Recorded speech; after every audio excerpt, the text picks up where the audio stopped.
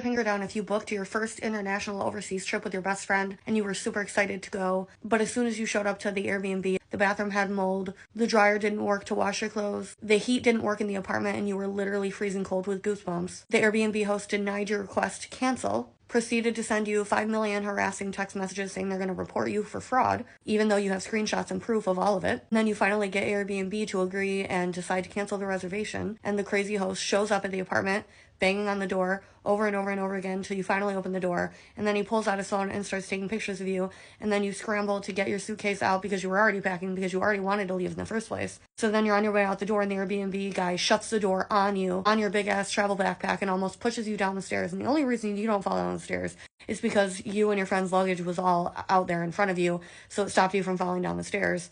And then you are stuck on the street in an alley in 40-degree weather in the middle of the night waiting for Airbnb to try to find you a new reservation. So you're moved into a nice Airbnb and you're like, okay, finally, it was worth it. It's whatever.